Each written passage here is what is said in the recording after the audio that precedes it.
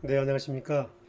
스토커피에서 오늘부터 선보이는 투자 뉴스 브리핑, 정확한 증권 시황, 특징주, 투자 포인트 등을 전달하는 서비스입니다. 바로 시작하도록 하겠습니다.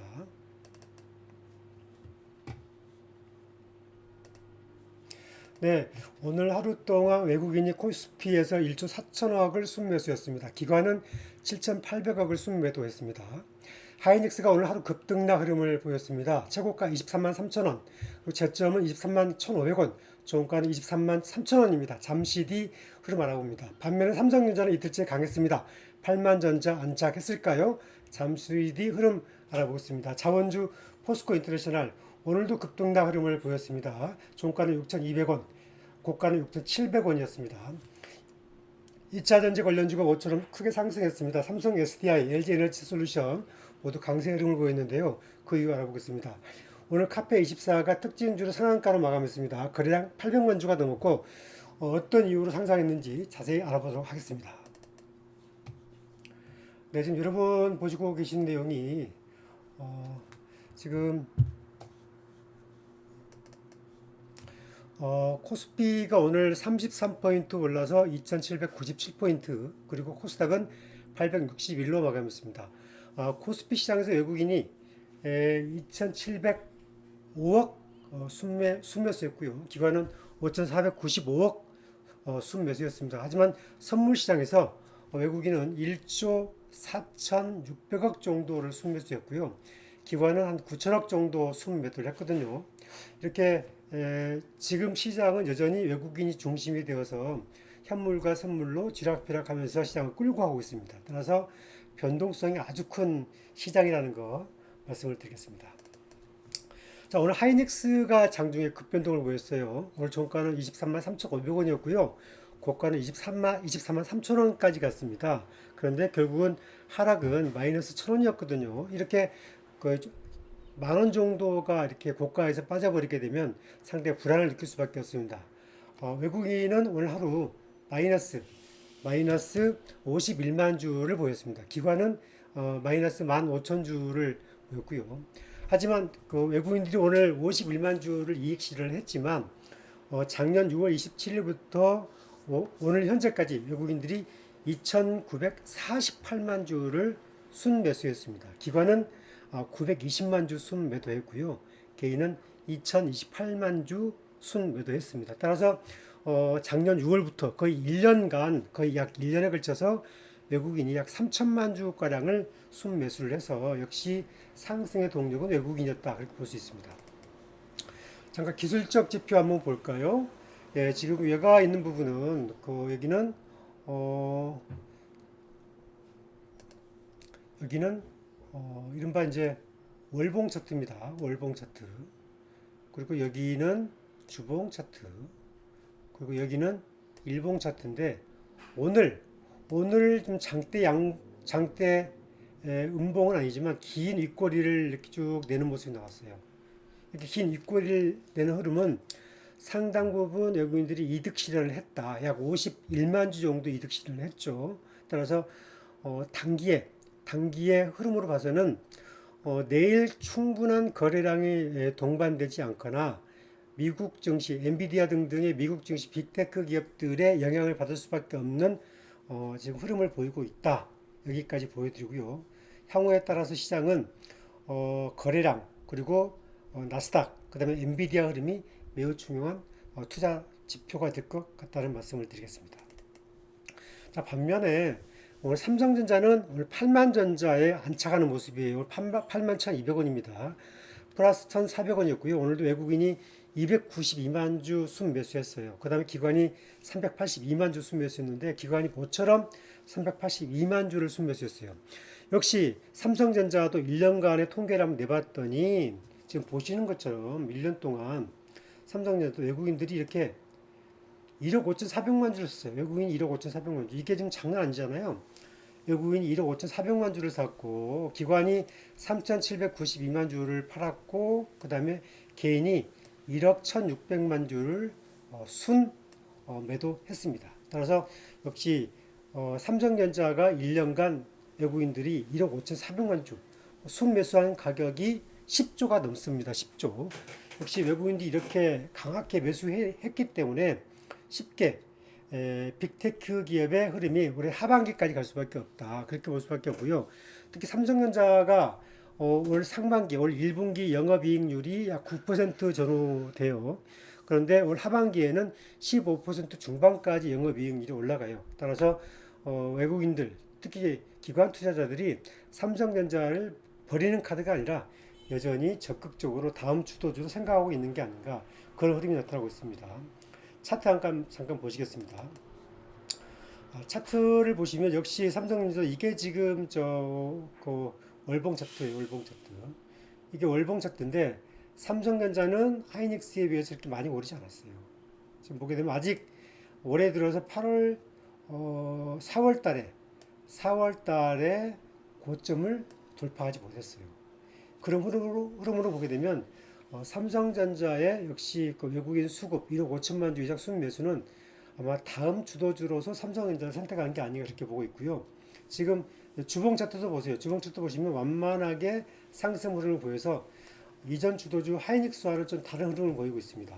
따라서 이전 고점 일봉도 보시면 지금 4월 8일 날 86,000원대 고점 찍고 지금 조정받았다가 지금 이렇게 8만 전자 다시 올라왔거든요. 따라서 지금 이런 흐름으로 본다고 하면 삼성전자가 반도체 하이닉스의 바톤을 이어받아서 다음 주자의 강세 흐름을 이어갈 가능성이 크다, 그렇게 볼 수 있습니다. 잠시 뒤에 엔비디아 전략 말씀드리겠습니다. 자, 오늘 자원주 포스코 인터내셔널 이틀째 급등락을 보였어요. 오늘 종가는 62,100원이었고요. 마이너스 4,500원입니다. 외국인이 마이너스 33,000주, 기관이 12,000주 팔았어요. 그 다음에 거래량 430만 주, 오늘 거래량이 어제는 495만 주, 그 다음에 수요일날 344만 주. 제가 어제도 말씀을 드렸는데 포스코 인터내셔널이 이 정도 거래량을 꾸준하게 유지가 되면 괜찮다. 그리고 박스권에서 있는 거기 때문에 이 정도 흐름은 아직 크게 이렇게 추세 이탈이라고 보기는 어려운 흐름이다, 이렇게 볼 수 있습니다. 자, 포스코 인터내셔널 오늘 그 분봉 차트입니다. 이게 포스코 인터내 1분봉 차트인데요. 이 1분봉을 보게 되면 이게 다이나믹하게 움직였어요. 볼게요. 제가 좀 확대를 하고 있습니다. 자, 이게 한번 보세요. 이렇게 1분봉이 이렇게 쭉 가다가 이렇게 쭉 1시, 오늘도 역시 한 2시 한 2시 30분께, 어제는 1시 반에 시작됐는데 이렇게 쭉 뺐잖아요. 그리고 쭉 또 올려서 이렇게 올라갔습니다. 오늘 저점에 64,000원까지 뺐어요. 64,000원까지 뺐는데 거래량 430만 주 터졌고 64,000원까지 뺐는데 왜 이랬을까? 그리고 이 흐름을 보게 되면 기관 외국인이 아니었어요. 기관 외국인이 아니라 이 흐름을 보게 되면 누군가가 모니터를 보고 막 던지는 패턴이 나왔거든요. 특히 이 시간대 1분봉을 막 밀어내는 흐름이에요. 이 흐름은 이득 실현이 아니라 약간의 의도적으로 포스코 인터내셔널의 흐름을 약간 좀 이렇게 좀 밀어내는 그런 흐름을 보였기 때문에 이 흐름은 크게 신경 쓸 사항은 아닌 것 같습니다. 왜냐하면 포스코 인터내셔널의 주축의 메인 세력은 연기금이고 기관 투자가인데 아직 기관이 또는 외국인이 크게 주식을 매도하는 흐름이 안 보이고 있거든요. 그런 흐름에서 이 분봉 차트는 특정 아마 자산운용사든 아니면 특정 일부의 기관 투자가가 아닌 개인의 큰 손이 일부러 집중적으로 200주, 500주씩 한 몇십만 주를 던진 게 아닌가. 그리고 다시 물량을 쭉 받아들이는 그런 흐름으로 해석이 될 수 있는 여지가 매우 많다, 그렇게 보이고 있습니다. 자, 그러면 이제 그 포스코 인터내셔널에 이런 흐름을 보이고 있었고요. 그 다음에는 자, 2차전지가 오늘 모처럼 급등을 보였습니다. 삼성 SDI가 17,500원 올랐고요. 39만 2,500원. LG 에너지 솔루션이 12,000원 올라서 34만 3,000원 올랐습니다. 아마 상승 이유는 하반기에 2차전지 업황이 부분적 개선이 된다, 그런 좀 의견들이 있고요. 또 독일 미넨에서 오늘부터 인터배터리 유럽 2024 개최가 열리고 있습니다. 따라서 이 인터배터리 유럽 2024에서 뭔가 새로운 솔루션이나 방향 전환이 나올 수 있는 게 아닌가 그런 기대감이 작동한 것 같기도 해요. 그리고 2차 전지 부분은 전고체, 양극재, 음극재 뭐 여러 가지 제작 어떤 패턴이 있긴 하지만 가장 그 영업이익과 산업적인 하향 곡선을 봤을 때 많은 그 증권사나 기관 투자자들이 삼성 SDI를 가장 톱픽으로 꼽고 있어요. 따라서 2차 전지는 가급적이면 내가 갖고 있는 급락한 종목보다는 가장 다음 반등이 좋을 종목이 어떤 종목인가, 다음 시그널이 와서 추세 전환하는 종목이 어떤 종목인가, 그 종목으로 관심을 갖고 압축하는 전략도 좋은 전략이 아닌가 그런 생각을 가지고 있습니다.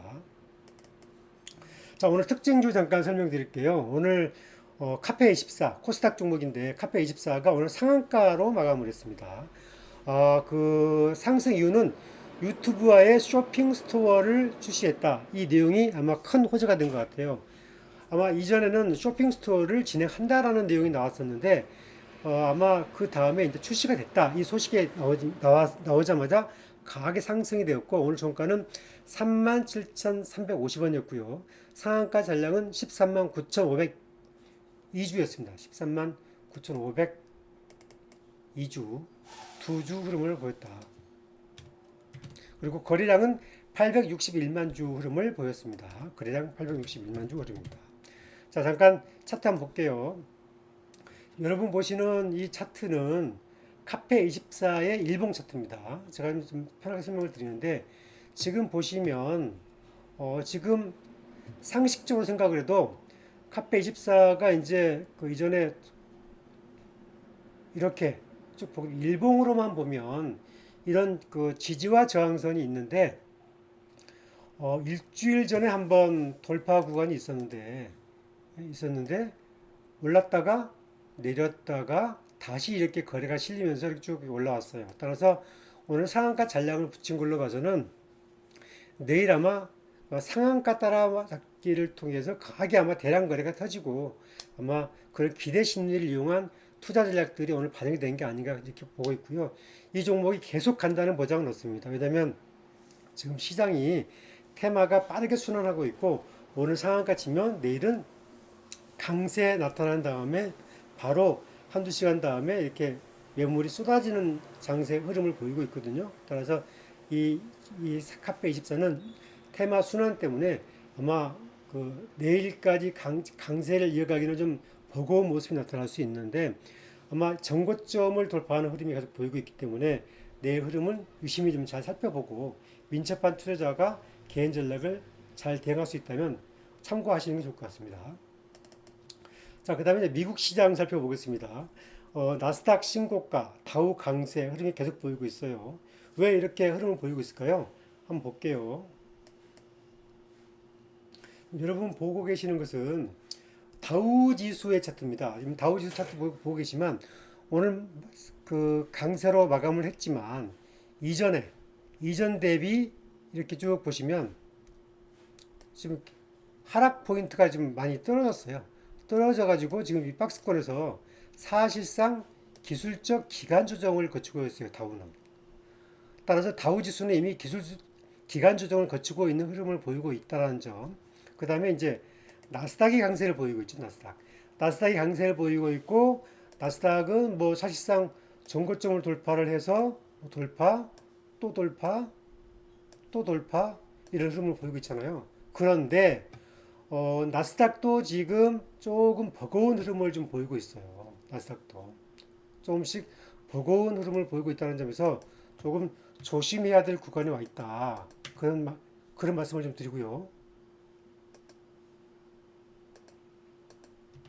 자, 우선은 나스닥이 이렇게 특히 엔비디아나 빅테크 기업들에 의해서 주가가 끌어올라왔지만 이미 실적 장세는 마무리되어 있고 하반기에 역시 빅테크가 시장이 주도한다는 건 맞습니다. 그런데 어떻게 주가가 계속 올라갈 수 있겠습니까? 이런 흐름에 대해 계속 올라갈 수 있는 버거운 흐름이기 때문에 이 흐름은 조금 좀 우리가 그 나스닥도 전고점 증후군의 고점 증후군을 보이고 있기 때문에 조금 우리가 투자 전략 포인트 입장에서 보는 하반기에 빅테크가 강세를 보인다 할지라도 만약에 조금 더 이제 다우처럼 약간의 기간 조정이나 매물 조정을 올 수도 있다라는 점을 염두에 두고 일단 살펴봐야 됩니다. 특히 미국 시장 같은 경우에는 지금 9월 달에 인플레이션 지표가 둔화 과정이 계속되고 있어서 지금 금리 인하 이야기가 나오고 있어요.